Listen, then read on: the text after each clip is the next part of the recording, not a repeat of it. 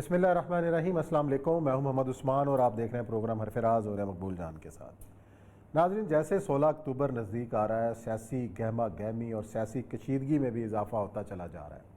ایک جانب حکومت یہ کہتی نظر آ رہی ہے کہ جلسے جلوس کی آزادی ہے، دوسری جانب کارکنان کی پکڑ دکڑ آج بھی جاری اور اپوزیشن کے رہنما اس پہ احتجاج کرتے نظر آ رہے ہیں۔ ساتھ ہی ایک سوال بھی یہ اٹھتا ہے کہ پاکستان کی سیاسی تاریخ کا جائزہ لیا جائے تو کیا جلسے جلوس احتجاجی تحریکوں سے حکومتیں گر جاتی ہیں یا حکومتوں کو گرانے میں اور بھی عوامل جو ہیں وہ کار فرما ہوتے ہیں؟ اس بات کا آج اپنے پروگرام کے اندر ہم جائزہ لیں گے اور ساتھ پروگرام کے اندر امریکہ کے انتخابات کا بھی تذکرہ کریں گے کہ ٹرمپ یا جو بائیڈن پاکستان کے لیے کون زیادہ اہم ہے اور کس کے جیتنے سے پاکستان کے لیے آسانیاں پیدا ہو سکتی ہیں اور خاص طور پر اس خطے پر اس کے کیا اثرات ہوں گے، اس پہ کریں گے بات۔ لیکن بڑھتے ہیں اپنے پہلے موضوع کی جانب۔ اور یہ صاحب، آج جو ہے شیخ رشید صاحب ہمیشہ کوئی دبنگ قسم کی باتیں کرتے ہیں، آج بھی انہوں نے ایک چیزیں تسلیم کی ہیں کہ 126 دن کا جو دھرنا دیا وہ نواز شریف حکومت کا کچھ نہیں بگاڑ سکا، اس سے بھی حکومت نہیں گئی۔ اس سے پہلے بھی شیخ رشید صاحب کئی سیاسی تحریکوں کے گواہ ہیں، ان کے گفتگو سنتے ہیں پھر آگے بات بڑھاتے ہیں۔ سنائیں جی۔ جب ہم اپوزیشن میں ہوتے ہیں ہم بھی یہ کہتے ہیں اگلا جمعہ اگلا مہینہ نہیں دیکھنا انہوں نے، لیکن 126 دن ہم بیٹھے رہے، گورنمنٹ ٹس سے مس نہیں۔ 126 دن دنیا کا سب سے بڑا جلسہ ہم نے کیا، ہم حکومت نہیں اتار سکے، بالآخر ہمیں عدالتوں میں جانا پڑا۔ اور مجھے یقین ہے انشاءاللہ، میرا دل کہہ رہا ہے کہ بلاول جو ہے وہ سمجھ سے کہاں ہو جائے۔ 31 دسمبر سے پہلے جھاڑو پھر جائے گا اور 20 فروری تک ساری صورتحال نارمل ہو جائے گی۔ جی، اور یہ سب 20 فروری تک صاحب نے پھر پریڈکشن کی ہے کہ صورتحال نارمل ہو جائے گی۔ اور ایک چیز جو بڑا اہم جملہ انہوں نے بولا کہ بلاول سمجھداری سے کام لے گا۔ اٹ مینز کہ حکومت کی اسٹریٹجی یہ نظر آ رہی ہے کہ کسی طریقے سے پیپلز پارٹی کو ڈسٹنس کیا جائے مسلم لیگ نون کے ساتھ۔ دیکھیں، امام خمینی ایک شعر پڑھتا ہوتا تھا، بہت کمال شعر تھا کہ الزلزلہ ترسند ہما کوخ نشینہ، کہ زلزلے سے وہ ڈریں جن کے پاس کو محل ہو۔ ماں خانہ بدوشاں غم سیلاب نظاریں، میں خانہ بدوش آدمی ہوں، مجھے تو سیلاب کا بھی ڈر نہیں، سیلاب آتا ہے میں خیمہ اٹھا کے یوں ادھر لے جاتا ہوں۔ اس کے پاس محل ہے، بلاول کے پاس کاخ ہے، نہ نون لیگ کے پاس کاخ ہے، نہ اے این پی کے پاس کاخ ہے، نہ فضل الرحمان کے پاس، کسی کے پاس کوئی کاخ نہیں۔ اسٹریٹ پاور تو ضرور ہے نا فضل الرحمان نہیں، اسٹریٹ پاور آپ کیا دیکھیں، آج ہم اسی پہ ڈسکس کرنا چاہتے ہیں، کیا اسٹریٹ پاور نے آج تک پاکستان میں کوئی تبدیلی لے کے آئی؟ انلیس ہاں نہیں، ماشاءاللہ تو ضرور لے کے آئی، مارشل لے کے آئی تبدیلی۔ دیکھیں، جو طاقت کے اصول اور پرنسپلز ہیں وہ کچھ اور ہیں۔ رسول اکرم صلی اللہ علیہ وآلہ وسلم نے خاص طور پہ ایک لفظ استعمال کیا، اہل نصرہ، وہ لوگ جو کہ طاقت رکھتے ہیں، تبدیلی لا سکتے ہیں، وہ کون ہیں؟ آپ خود سوچیں کہ آپ نے جتنے بھی خطوط لکھے تھے وہ سارے کے سارے بادشاہوں کو لکھے تھے، 5-6 بادشاہوں کو۔ پھر سعد بن عبادہ اور اوس اور خزرج کے قبائل کے ساتھ جب گفتگو ہوئی ہے تو اس وقت بھی آپ قبیلے کے حساب سے چلے تھے۔ ہر دور کے اہل نصرہ علیحدہ علیحدہ ہوتے ہیں، ہر دور کی طاقت علیحدہ ہوتی ہے، وہ طاقت تبدیلی کی بنیاد بنتی ہے۔ کوئی شخص اگر یہ سمجھتا ہے نا کہ ٹرمپ جو ہے یا بل کلنٹن جو ہے یا جو چرچل، اس طرح کی تبدیلیاں آ رہی ہوتی ہیں یہ پبلک ویو کے ساتھ، پبلک ویو بھی کریٹ کی جاتی ہے۔ الگ بات ہے کہ لوگوں کو محسوس یہی ہوتا ہے کہ ہم نے الیکشن لڑا۔ دنیا میں ایون فرینچ ریولوشن بھی، اس کے اگر پورے کے پورے 10 سال چلا ہے، آپ سوچیں 10 سال چلا ہے، اس کے باوجود بھی جب تک رابرٹ پیری ایک فورس تشکیل نہیں دے سکا، کچھ نہیں کر سکا، کھڑا نہیں ہو سکا، وہ نہیں ہو سکا، آگے بڑھ سکا، تب جا کر انہوں نے پکڑا اور جا کے قبضہ کیا۔ پھر رابرٹ پیری جب آپس میں مذاکرات کرنے لگا تو اس نے کچھ باتیں مان لی، لوگوں نے رابرٹ پیری کو بھی قتل کر دیا۔ چارلس اول جس کے سر کاٹا گیا تھا، برطانیہ کا موومنٹ چلی تھی، لیکن جب تک اولیور کرومویل نے ایک فوج نہیں بنائی تھی، سب کچھ اس وقت تک آگے طاقت۔ اچھا، پاکستان کا اگر ذکر پاکستان بھی یہی کہ سب سے پہلے جو موومنٹ آئی ہے ایوب خان کے خلاف 1953 تھی سب سے پہلے، جی قادیانی موومنٹ تھی۔ اس کے بارے میں لوگ کہتے یہ ہیں کہ قادیانی موومنٹ کے بارے میں یہ کہتے ہیں کہ وہ بنیادی طور پر اگرچہ کہ ایک موومنٹ چلی تھی لاہور شہر کے اندر، لیکن ممتاز دولتانہ کے خلاف چلائی گئی تھی۔ اچھا، اس کی گورنمنٹ کو پلٹنے کے لیے اور سب کچھ۔ اور آپ اندازہ کریں کہ اس موومنٹ کا عالم یہ تھا کہ اتنے بڑے کاز کی موومنٹ، اتنی بڑی گرفتاریاں، پھانسی کی سزائیں، سارا کچھ، ہر چیز، دولتانے کی گورنمنٹ جو ہے انہوں نے خود اپنے حساب سے اس ساتھ سے بدلے، ورنہ نہ خواجہ ناظم الدین کیا تھا نہ کچھ اور ہوا تھا. یعنی جنرل اعظم نے جس وقت آیا ہے تو یہاں پر تو آپ سوچ سکتے ہیں کہ کس طرح اس کے پھر مولانا مودودی کو پھانسی ہوئی، عبدالستار نیازی کو پھانسی ہوئی. یہ ساری سزاؤں کے باوجود بھی گورنمنٹ حالانکہ ریلیجیس فرور تھا. اور وہ مارشل لا بھی اسکندر مرزا نے، تاریخ یہ کہتی ہے کہ اسکندر مرزا میٹنگ میں بیٹھا ہوا تھا، خواجہ ناظم الدین کی میٹنگ ہو رہی تھی، خواجہ ناظم الدین کی میٹنگ میں اچانک اسکندر مرزا اٹھ کے باہر چلا گیا. He was secretary defence bureaucrat. واپس آ کے کیبنٹ کو کہتا ہے کہ میں نے جنرل اعظم کو کہہ دیا کہ مارشل لا لگا دو، اب میٹنگ ختم کرو جا. کیا روز ڈسکس کرتے. اچھا، سیکٹری ڈیفینس نے مارشل لا لگایا تھا، پہلا پاکستان ہے. ایک بیوروکریٹ نے لگایا تھا، اور کیبنٹ بیٹھی ہوئی ہے، وزیر اعظم بیٹھا ہوا، سب کچھ بیٹھا ہوا. اس کے بعد صبح روز رپورٹیں اس نے بھیجنا، اس نے جنرل اعظم نے، اور ایک آج میں نے اتنے مولوی مار دیا آج میں اتنے. تو خواجہ ناظم الدین نیک آدمی تھے، تو وہ کہتے ہیں اس کو بلایا انہوں نے اسکندر مرزا کو. تو انہوں نے کہا مرزا یہ کیا ہو رہا ہے، اتنے عالم دین مر رہے ہیں، میں رات کی نیند نہیں آتی. کہتے میں نے صبح واپس آیا، دفتر واپس آیا، میں نے آ کے فون اٹھایا، آ کے اس کو جنرل اعظم کو فون کیا. کہتے عجیب آدمی ہے، کس نے تمہیں مشورہ دیا کہ مولوی لکھو اتنے شرپسند مار دیے. وہ کہتا ہے ہم نے پھر شرپسند کا لفظ ہے، مسکرینٹس کا جو لفظ ہے اس دن سے ایجاد ہوا. ہم بھی مسکرینٹ آج تک استعمال ہو رہا ہے، آج تک مسکرینٹ لکھتے تھے. سو مینی مسکرینٹس، یہ رپورٹوں کا. اس کے بعد جو سیکنڈ تھی 56-57 کے اندر، خان عبد القیوم خان 56 کے الیکشنز کے بعد ایک موومنٹ چلی تھی وہاں پر. آپ سوچ سکتے ہیں کہ حالانکہ کتنا عجیب و غریب معاملہ تھا، فیروز خانون کی حکومت، فلانے کی حکومت، پیرٹی، یہ وہ چکتو فرنٹ، پتہ نہیں کیا، یعنی اتنے سے 7-8 سال کی مسلم لیگ کی، قائد اعظم کی بنائی مسلم لیگ کے اندر سے چکتو فرنٹ بھی بن گیا، عوامی لیگ بھی بن گئی، ریپبلکن پارٹی بھی بن گئی، پتہ نہیں کیا 6 مہینے کے اندر ایوب خان نے ٹیک اوور کر لیا. اور وہ اس نے 56 کا آئین بھی ختم کر دیا. اور 6 مہینے لوگ کہتے یہ ہیں کہ حالت ایسی تھی کہ لوگ کہتے تھے کمال ہو گیا کہ جناب دیکھیں گوشت والے نے بھی اپنی دکان کے سامنے جالیاں لگا لی ہیں، دودھ والا بھی اس کے طرف یہ رکھتا ہے، پتہ نہیں کیا ایک جنرل تبدیلی کی صورتحال تھی. پھر آہستہ آہستہ ایوب خان جو ہے وہ ڈیکڈ آف ڈیولپمنٹ تک خاموش رہا. اس نے ایبڈو لگایا، ایبڈو لگانے کے بعد اس نے اور آپ اندازہ کہ 68 کی جو شامی صاحب مسئلہ لائن پہ آگے ہیں، 68 کی جو موومنٹ تھی ہم نے اس کو وٹنس بچپن تھے لیکن ہم نے موومنٹ پوری دیکھی. چلیں اس ساری تحریکوں کو اور جو احتجاجی تحریک ہیں اس حوالے سے مجیب الرحمان شامی صاحب نے ہمیں جوائن کیا ہے کہ جو اس تاریخ پہ بھی نظر رکھتے ہیں، انہوں نے رپورٹ بھی کیا ہے. السلام علیکم شامی صاحب. وعلیکم السلام جی. شامی صاحب، ہم آج یہ اس گفتگو کو آگے بڑھا رہے ہیں کہ یہ جلسے جلوس اور اس قسم کی ایجیٹیشن سے حکومتیں کیا آسانی سے گر جاتی ہیں یا ان حکومتوں کو گرانے میں باقی جو سٹیک ہولڈرز ہیں ان تحریکوں کے ساتھ ہوتے ہیں؟ دیکھیں ایک زمانے میں تو جلسے جلوس کی اجازت نہیں، جو فیلڈ مارشل ایوب خان کا زمانہ ہے اس وقت تو بڑی پابندیاں تھیں، 4 دیواری کے اندر جلسے ہوتے تھے، بڑی ریسٹرکشنز تھیں، میڈیا بھی آزاد نہیں تھا، اور میڈیا بھی صرف پرنٹ میڈیا تھا، اور الیکٹرانک تو آیا بھی تو ایک پی ٹی وی بنا اور وہ بھی سرکاری کنٹرول میں تھا، اخبارات بھی ایسے تھے جو سرکاری کنٹرول میں تھے، تو ایک دوسرا منظر تھا اس وقت. تو پھر جب جلسے جلوس کی اجازت ملی تو پھر وہ پھیلتے چلے گئے یا لوگوں نے خود ہی اجازت لے لی، تو پھر وہ تحریک چلتی گئی حکومت کے خلاف، اور اتنی پرزور تحریک ہوئی کہ حکومت کو رخصت ہونا پڑا. لیکن اس میں بھی آپ کو پتا ہے کہ انہوں نے فیلڈ مارشل ایوب خان نے جب اپنے کمانڈر ان چیف سے یہ کہا کہ چند شہروں میں مارشل لا لگا دیا جائے یا فوج کو طلب کر لیا جائے، تو انہوں نے انکار کر دیا. انہوں نے کہا کہ مارشل لا لگے گا تو پورے ملک میں لگے گا، اور پھر ایوب خان جو ہے ان کو دستبردار ہونا پڑا. اس کے بعد تو اب تو دیکھیں نا، اب تو ایک جمہوری ماحول ہے، جلسے اور جلوس ان کی اجازت ہے، آپ اس کو روک نہیں سکتے.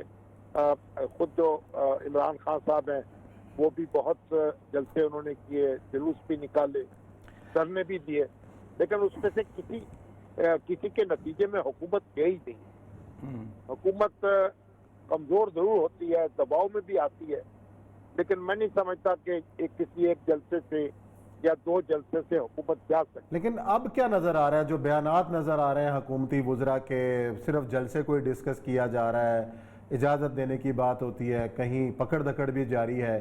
آپ کو لگتا ہے کہ شاید ان احتجاجی تحریک کے اعلان کے بعد حکومت کچھ دباؤ میں آ گئی ہے؟ حکومت دباؤ میں تو یقیناً آئی ہے، تو اسی لیے طرح طرح کی بولیاں بولی جا رہی ہیں. اوریا صاحب یہاں بیٹھے ہیں، ان کا مشاہدہ مجھ سے بہت زیادہ ہے. انہوں نے اقتدار کے ایوانوں میں بھی دیکھا ہے کہ کس طرح حکومتیں گھبراتی ہیں. تو میرا خیال اس وقت حکومت جو ہے کو ضرورت سے زیادہ گھبرا گئی ہے. یعنی جلسہ ہو جائے تو اس سے حکومت گرے گی نہیں. ہاں، اس کے جو مخالف جماعتیں ہیں، اس کے ورکر جو ہیں، ان میں ایک حوصلہ پیدا ہوگا، اعتماد پیدا ہوگا. اس وجہ سے وہ حکومت کے لیے مشکلات پیدا کر سکتے ہیں اور حکومت کے نظم و نسق میں خلل ڈال سکتے ہیں. لیکن یعنی اس سے کوئی انقلاب برپا نہیں ہو جائے گا. شامی صاحب، اصل میں ہوتا یہ ہے کہ جو بیوروکریسی ہوتی ہے وہ ہم بھی پری جلسہ میٹنگز کیا کرتے تھے اور پوری بریفنگ دیا کرتے تھے اور سمجھتے تھے کہ خوف جو ہے وہ خاص طور پہ خوف کریٹ کرتی ہے. اگر وہ خوف کریٹ نہ کرے تو سیاستدان کے سامنے ان کی حیثیت، ان کی وقت وہ نہیں بنتی. اور ان کو پتہ ہوتا ہے کہ اسی کے حساب سے ہی وہ پتہ ہے کہ ہم نے ٹھیک کر دیا، ہم نے دبا دیا، ہم نے پکڑ لیا.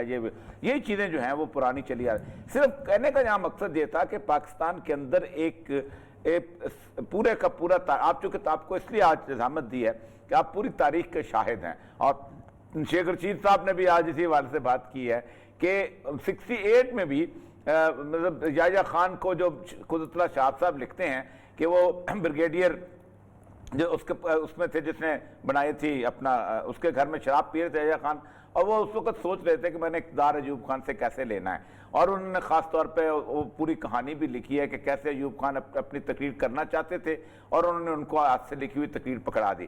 میں صرف یہ کہنا چاہتا ہوں کہ اس موومنٹ کے نتیجے میں، کیونکہ ظاہر بات ہے خواہ قاضی حسین احمد صاحب کا دھرنا ہو یا اس سے پہلے کو دھرنا ہو، کوئی جسے کہتے ہیں تالے آزمائی کا خطرہ اگر یہ بڑھ گئی بہت زیادہ.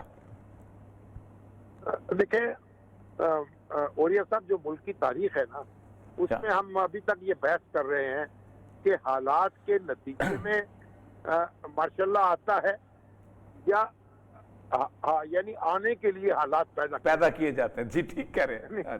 یہ دو نقطہ نظر ہے. اب جو ایوب خان کے کمانڈر ان چیف تھے، اگر وہ ان کا ساتھ دیتے تو ان کی تحریک کو کنٹرول کیا جا سکتا تھا، کیونکہ ایوب خان نے ان کے مطالبات تو مان لیے تھے. ٹھیک ہے، پارلیمانی نظام پر بھی اور بالغ رائے دہی پر بھی وہ مان گئے تھے. اور ایس ایم ظفر صاحب یہ کہتے ہیں کہ میں نے وہ کانسٹیٹیوشنل بل جو ہے وہ بھی تیار کر دیا تھا. شاید منظور قادر صاحب کی معاونت بھی ان کو حاصل تھی. جو 1962 کا جو آئین ہے ختم ہو گیا، اس کا کریکٹر تبدیل کر دیتا، اس کو 56 کے دستور میں ڈال دیتا. لیکن ان کو مہلت نہیں دی گئی کہ وہ اسمبلی کا اجلاس بلائیں. اور جو یحییٰ خان جو تھے انہوں نے صدر کی نافرمانی کی اور صدر کو پھر اقتدار چھوڑنا پڑا. تو لیکن اس کے بعد آپ یہ دیکھیے، اس کا ایک نتیجہ یہ بھی نکلا نا کہ پھر جنرل ضیاء الحق نے وردی نہیں اتاری. صحیح ہے. انہوں نے کہا کہ ایوب خان نے وردی اتار دی، جنرل کی وردی اتار کے فیلڈ مارشل کی وردی پہن دی، لیکن وہ ان کو پروٹیکٹ نہیں کر سکی. سواری کے پاس نہیں. ضیاء الحق جو تھے، جب انہوں نے وردی نہیں اتاری تو پھر اور طریقے سے رخصت ہوئے. ٹھیک ہے. اسی طرح جو پرویز مشرف ہیں، وہ وعدے کے باوجود انہوں نے وردی نہ اتارنے کا فیصلہ کیا تو تاکہ ان کا اقتدار جو ہے وہ ڈاما ڈول نہ ہو جائے. ٹھیک ہے. اب یہ ہماری تاریخ میں کئی واقعات ہیں. یعنی بعض اوقات ایسے حالات پیدا ہوتے ہیں کہ فوج کو مداخلت کرنی پڑتی ہے، اور بعض اوقات ایسے حالات پیدا کیے جاتے ہیں کہ فوج کو مداخلت کا جواز مل جائے. لیکن میرا اپنا خیال ہے کہ اس وقت جو صورتحال ہے، اس وقت تو فوجی قیادت جو ہے اس کا مجھے کوئی موڈ نظر نہیں آتا کوئی ٹیک اوور کرنے کا یا کوئی اقتدار سنبھالنے کا. تو اور بار بار وہ کمٹمنٹ بھی ان کی طرف سے دی جا رہی ہے. اس وقت تو حکومت جو ہے، جو وزیر اعظم ہے، پاکستان کی تاریخ میں پہلی بار ایسا ہو رہا ہے کہ وہ مذاکرات کرنے پر تیار نہیں ہے، اپوزیشن سے بات چیت کرنے پر تیار نہیں ہے، بیٹھنے کے لیے تیار نہیں.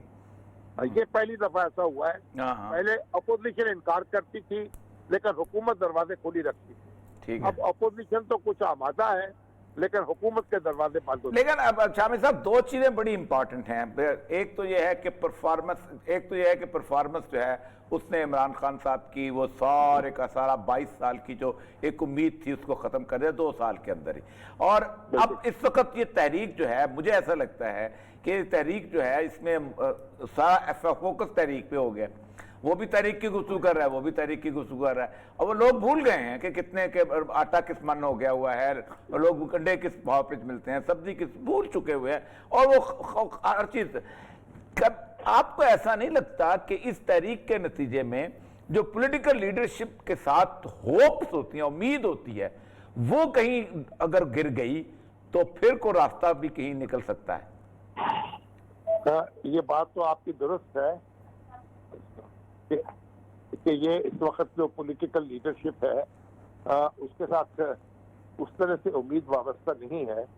लेकिन अगर आप ये देखिए तो इस वक्त जो लोग मुवाजना करते हैं ना जो हालात का, तो 2 इलेक्शन से पहले के जो हालात हैं और इलेक्शन के बाद के जो हालात हैं सही है, उसमें बहुत फर्क नजर आता है। ठीक है। इस वक्त आपकी इकोनॉमी जो थी ठीक वो है, तकरीबन 6.25% पे ग्रो कर रही थी। ठीक। अब इकोनॉमी जो है पहले माइनस में गई, अब 1% ग्रो करने का इम्कान। तो इसी तरीके से बेरोजगारी बढ़ गई है। उसके और फैक्टर्स भी हैं, कोरोना है और दूसरे मसाइल पैदा हुए हैं, बारिशें हुई, तो कुछ आफात का भी मामला है। लेकिन बहैसियत मजबूरी अगर आप देखें तो बेरोजगारी में इजाफा हुआ है ठीक है। और अफरात ज़र में इजाफा हुआ है, महंगाई हो गई है। तो ये जो मसाइल पैदा हुए हैं इसकी वजह से अपोजिशन की आवाज जो है उसमें जरा जोर पैदा हो रहा है। अगर और हुकूमत की लोग भी जब आप उनसे पूछते हैं तो लोग महंगाई का ज्यादा रोना रोते हैं, उसका ज्यादा उस प्रोटेस्ट करते हैं। यानी ये इमरान खान साहब से उनकी जो तवक्कुआत पूरी नहीं हुई उनकी बात करते हैं। ठीक है। यानी इमरान खान साहब के खिलाफ कोई शख्सी गुस्सा इस वक्त कम है, नहीं, लेकिन जो हुकूमतकारी है उससे गुस्सा ज्यादा। शामिल साहब एक और खतरा जो है जो नजर आता है, आप 77 की मूवमेंट को आपने बड़ी करीब से देखा, हम लोग भी गिरफ्तारी में गिरफ्तार थे और साथ भी थे। एक आप देखा होगा कि महंगाई का फीलिंग रहती है, लोगों की नफरत रहती है, लेकिन जो कॉज ऑफ मूवमेंट बिल्कुल बदल गई थी चंद दिन को। आपको याद होगा कि नीला गुंबद में असगर खान जैसा बंदा जिसका मदद से कोई तलक नहीं, वो गले में कुरान पाक डाल के वो निकला था, वो सारे मौलाना नूरानी भी और पीर पगाड़ा भी ये निकले थे, और फिर अचानक निज़ाम मुस्तफ़ा में बदल गई। मौलाना फजल रहमान का वर्कर ये तो डोमिनेट करेगा, ये तो हमें भी अंदाजा, सबको पता है कि वो कोर ग्रुप वही होगा। उस वर्कर ने अगर 4-5 ऐसे खत्म नबूवत के नारे, वो चार्ज नारे या गुस्ताख रसूल की सजा, सर तन से जुदा, ये सारी चीजें जो हैं ये एक रिलीजियस मूवमेंट की तरफ बदले। क्योंकि मौलाना फजल रहमान ने कहा भी है कि मेरे पास जो कार्ड है मैं वही इस्तेमाल करूंगा, क्योंकि मेरे खिलाफ जिनके पास जो कार्ड है वो कर रहे हैं।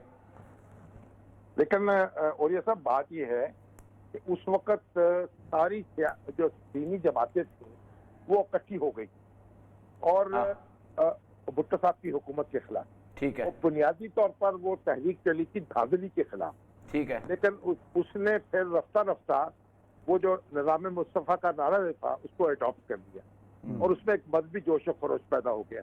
और बड़ी आपने असगर खान साहब की बात की तो बड़ी दिलचस्प बात बताऊं, हमारे एक दोस्त होते थे मेजर सईद तिवाना, जानता हूँ, बड़े पुरजोश किस्म के फौजी थे, और वो मेरे पास आए और मुझे कहने लगे कि ये जब TNA की तहरीक शुरू होने वाली है तो आप ऐसा करें कि TNA के लीडर से कहें कि वो कुरान जो है ना वो गले में डालकर मैदान में निकले और जुलूसों में निकले, तो उससे एक नया जोश खरोश पैदा हो जाएगा।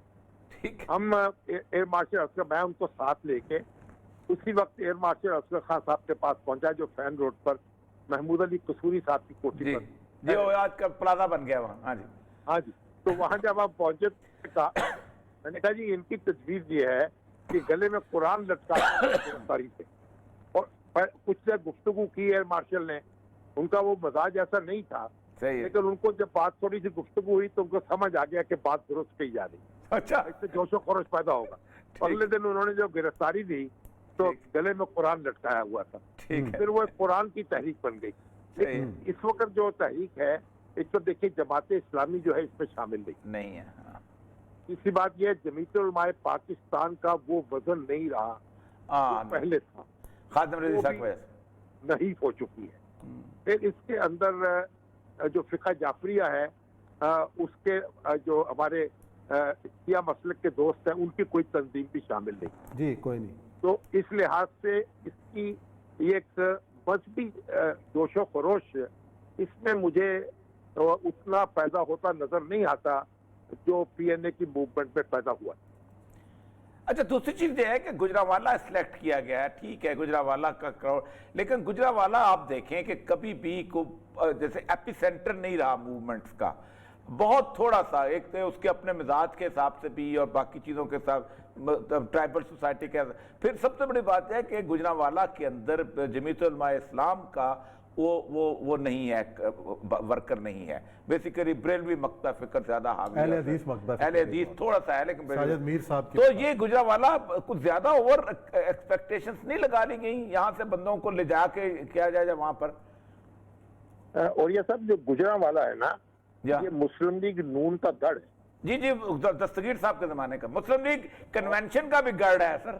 जी हाँ, एक रहा, लेकिन फिर वो कन्वर्ट हुआ मुस्लिम लीग नून में। जी, उनमें हो गया था। और आपको याद होगा, मुझे उस वक्त मैं स्टूडेंट था, जो मोहतरमा फातिमा जना यहाँ से गुजरी थी, तो जीटी रोड पर उनका जलसा हुआ था।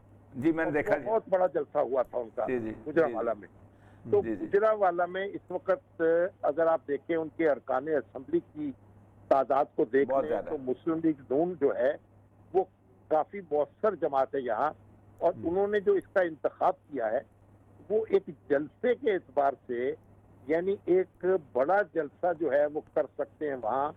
तो इस लिहाज से जो उन्होंने फैसला किया कि हम यहाँ से आगाज करें, तो मेरा ख्याल ये कोई बुरा फैसला नहीं किया, और यानी इस लिहाज से उनके लिए एक हौसला अफजाई का सबब बनेगा जलसा जो है।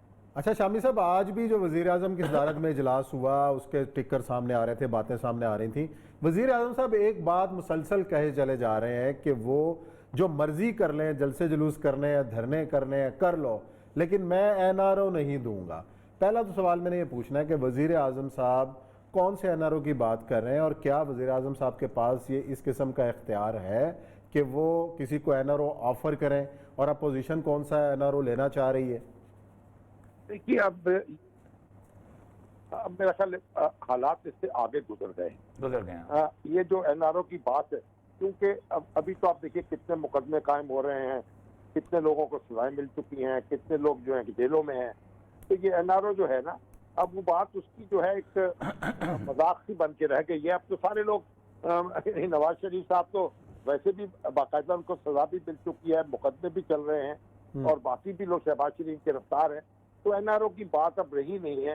और जब बात असल में जो अपोजिशन जब मुत्तहिद होती है और सड़कों पर आती है, तो फिर गर्मी तो पैदा होती है, उससे इनकार नहीं कर सकते।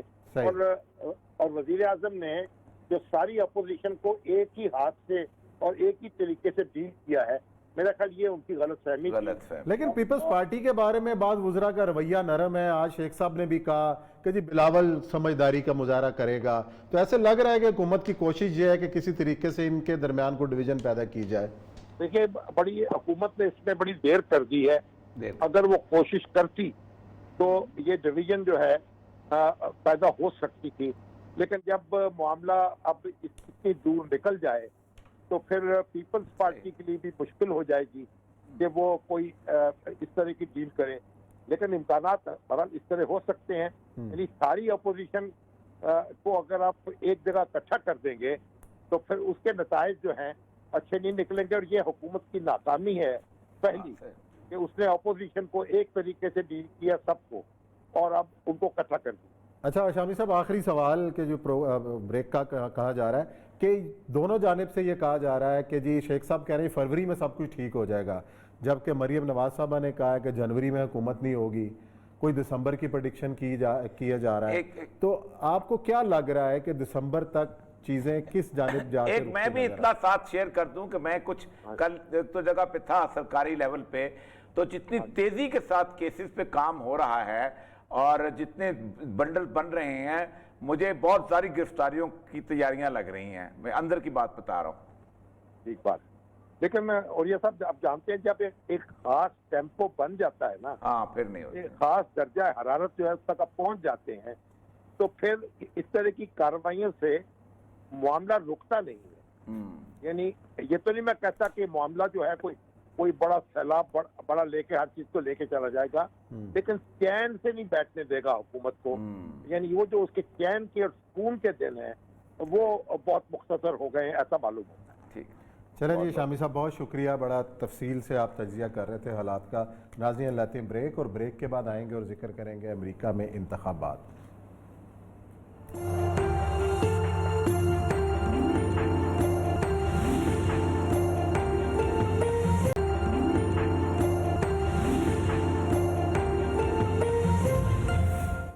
جی ناظرین، حرف راز میں خوش آمدید۔ امریکہ میں انتخابات صدارت کے ہونے والے ہیں۔ دو مین امیدوار موجودہ صدر ٹرمپ اور جو بائیڈن سابق نائب صدر کے درمیان مقابلہ ہے۔ دونوں شخصیات میں سے جو بھی جیتتا ہے پاکستان اور خطے کے لیے کون زیادہ سود مند ہے، یہ ہے آج کا ہمارا موضوع۔ اور یہ صاحب، ٹرمپ کی جو پورا ٹریک ریکارڈ دیکھا جائے، جب آئے تھے تو پاکستان کے اوپر ایک چڑھائی کا ایک ان کا پورا موڈ تھا، اور ایسے ایسے بیانات، ایسے لگتا تھا کہ ہماری اب خیر نہیں ہے۔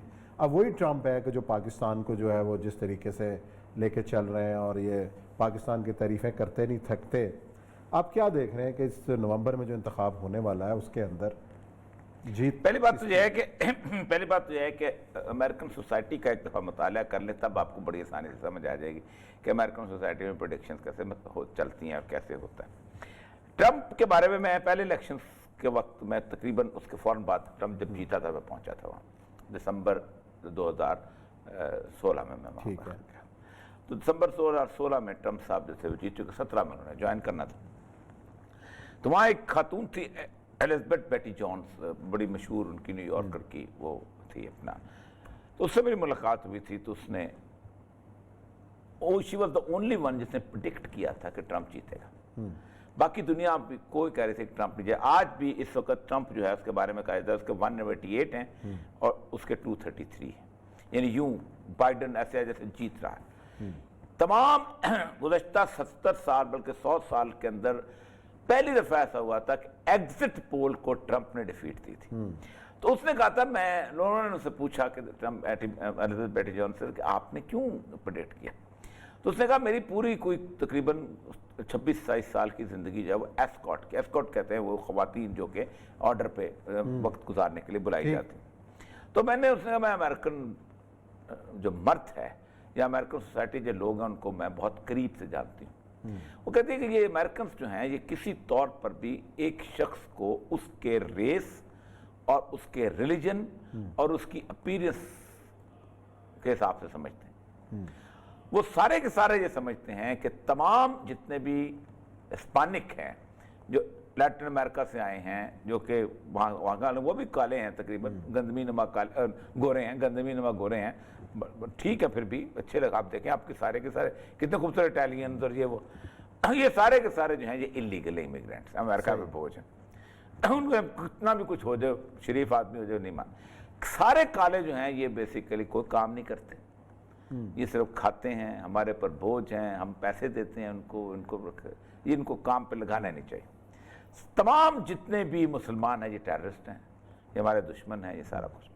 تمام جتنے بھی وہ ہیں کرسچنز اور بائبل پوشر ہیں۔ اور پھر ایک اور چیز جو کہ ہمارے ہاں نہیں سمجھاتا، کہتے ہیں تمام جتنے بھی گورے ہیں اور کالے ہیں امریکن، وہ کہتے ہیں کہ کوئی عورت جو کہ کیریئر اورینٹڈ ہو وہ اپنا گھر بھی تباہ کرتی ہے، اپنے بچوں کو بھی نہیں دیکھتی اور پاگل بھی ہوتی ہے۔ تو یہ اس کی انالیسس کہتا ہے ٹرمپ نے ان ساری چیزوں کو ایکسپلائٹ کیا اور جیتا۔ اب ذرا سا آپ دیکھیں کہ امریکہ کے اندر ہے کیا۔ امریکہ کے اندر white, pure white, naan Hispanic, جن کے اندر یہ لوگ شامل نہیں ہیں، میکسیکن وغیرہ، جو مکس ریسز والے 63.4% ہے ایز اے بلک۔ یہ آج بھی کتنا بھی ہیومن رائٹ ایکٹیوسٹ بنا لیں، کچھ کہہ لیں، ہیلری کلنٹن بنا لیں، اس کو کچھ کہہ دیں آپ، बेसिकली आप तुलसा के इलाके के अंदर, ओक्लाहोमा के इलाके के अंदर, टेक्सास के इलाके के अंदर, सारों के इलाके के अंदर इनको जाके देखें, ये जिस तरह का रवैया बाकी तमाम रेसेस के साथ रखते हैं वो आज भी वैसा ही है। सही बात। वो बोल जाते हैं black American, sorry African American, लेकिन बीच में फिर कभी कभी बातों में बन कहता है सम ब्लैकीज are coming, monkeys are around, ये फिक्रे उनके आज भी उनकी जुबान के, तो वो एक उनके अंदर है। तकरीबन 15.3% वो हैं जो हिस्पैनिक हैं। उसके बाद ब्लैक 13.9% है टोटल, जिनके बारे में हम समझते हैं कि पता नहीं इतना बड़ा वोट बन जाएगा तो सारा कुछ हो जाएगा। नेटिव अमेरिकन, जिनको अमेरिकन ने आके कत्ल किया, रेड इंडियन, ये 2.7% है। और 2 रेसेस वाले, मसलन गोरे से शादी कर ली इंडियंस ने, इंडियन ने गोरी से शादी कर ली, मुसलमान ने शादी कर ली, वो तकरीबन वो भी को 5.7%। सही। ये सारे मिल के भी कुछ 40% से भी कम बनते हैं, 34%। इसमें भी फिर तकसीम आ जाती है। आप सोचें कि 43% जो है वो प्रोटेस्टेंट हैं, 20% कैथलिक्स हैं और 2% है मॉर्मनिज्म। ये वो हैं जो कि अपना ट्रम्प है जिसके कि जो लोग ये समझते हैं कि हज़रत ईसा ने आना है और हमने जाके यरूशलेम में जाके बैठना है। सिर्फ 1% मुसलमान है, ओनली 1%। 2% यहूदी हैं, 1% हिंदू हैं और 1% बुद्ध हैं। सही। अब जो क्रिश्चियनिटी का वोट आता है तो वो उधर से वहाँ इधर शिफ्ट हो जाता है। वो क्रिश्चियंस की बात जब करता है, जब वो कैथोलिक्स भी वो तो सारे मिल जाए, तो यूं ट्रम्प जो है वो करता है, बड़े सूरत हाल बिल्ड करता है। पीछे रह जाते हैं को तकरीबन 11-12%, बल्कि बाद लोग कहते हैं 20% भी कहते हैं कि जो एग्नोस्टिक हैं, रिलीजन को नहीं मानते, मजहब को नहीं मानते, मुल्हिद हैं, नॉन एफिलिएटेड हैं, ये बड़ी अमेरिका के अंदर बड़ी थोड़ी तादाद है। सही। ये सारे के सारे जो है वो रिपब्लिक उसको डेमोक्रेट्स को वोट देते हैं, क्योंकि गे राइट्स पे भी वही हैं, अबॉर्शन वाले इशू पे भी वही हैं, सारे इशू पे वही। बातें भी बदलते हैं, इंडिया की तरफ इंक्लिनेशन भी उनकी ज्यादा है। हमेशा जब भी कोई रिपब्लिकन सदर हुआ है हमारे साथ, उसके ताल्लुकात बहुत अच्छे हुए हैं। ट्रम्प शुरू में चू चू चाचा चू चू चू करता था, लेकिन आप देखेंगे सबसे बड़ी बात जो है कि अमेरिकन जो है अनरिलायबल होते हैं। जो तालिबान ने बयान दिया है वो हैरान कुन है। तालिबान ने कहा है कि ट्रम्प को हमने पहली दफा सच्चा और वादे का पक्का देखा। अच्छा। आप देखें कि ट्रम्प को जितनी उसकी एडमिनिस्ट्रेशन खिलाफ हुई है, जितनी उसके साथ उसने जो कुछ फेस किया है, आप सोचें कि एक वक्त पे उसने उसको डिफीट देने के लिए पूरा अमेरिका इकट्ठा हो गया था। उसने तालिबान के साथ तय किया, मैं जहाज भेज रहा हूं, आप जहाज में आ जाएं, कतर का जहाज आएगा और आप कैंप डेविड में आएंगे, रात को पहुंचे, सुबह में मैं अनाउंस कर दूंगा और हैरान कर दूंगा। पूरी की पूरी CIA पूरी की पूरी उसके इकट्ठे खड़ी हो गई, लेकिन फिर उसके बाद उसने पीछे हटा, लेकिन फिर उसने वार किया और वादा करके देखा। असल मसला यह है कि मुझे एक प्रेडिक्शन जहां कर दूं कि मुझे लगता यह है कि इस अमेरिकन इलेक्शंस के अंदर ट्रंप को डिफीट देने की कोशिश की जाएगी एस्टैब्लिशमेंट की तरफ से, और वो मानेगा नहीं, और उससे पहले वो कहीं कोई जंग न छेड़ दे पाकिस्तान दुनिया में अमेरिका। असल मसला यह है कि मुझे एक प्रेडिक्शन जहां कर दूं कि मुझे लगता यह है कि इस अमेरिकन इलेक्शंस के अंदर ट्रंप को डिफीट देने की कोशिश की जाएगी एस्टैब्लिशमेंट की तरफ से, और वो मानेगा नहीं, और उससे पहले वो कहीं कोई जंग न छेड़ दे पाकिस्तान दुनिया में अमेरिका। अच्छा, बहुत मतलब टकराव नजर आ रहा है। कोई टकराव मुझे इसी 15-20 महीने के अंदर नजर आ रहा है। चलें जी, देखते हैं नवंबर के अंदर क्या होता है और कौन जीतता है। इसी नोट के साथ आज का प्रोग्राम खत्म करते हैं। कल इंशाल्लाह आपकी खिदमत में हाजिर होंगे कुछ नए मौजूआत के साथ। अपना ख्याल रखिएगा। अल्लाह हाफिज़।